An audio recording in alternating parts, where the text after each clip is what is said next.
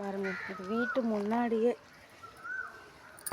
செல்லக்கட்டு என்ன பண்ணுறா இங்கே பாருங்கள் தம்பி. இன்னொரு வீடியோ நான் அனுப்பிச்சி விட்றேன். வணக்கம் தம்பி. இங்கே பாருங்கள், இவங்க வீட்டு முன்னாடியே பாவம் ரொம்ப சொல்லலைங்க. உங்கள் டிச்சியை மூடலாம்.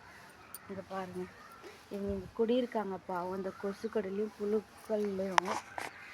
இதுக்கு நான் தயவு செஞ்சு வந்து எங்களுக்கு ஹெல்ப் பண்ணுங்கள்.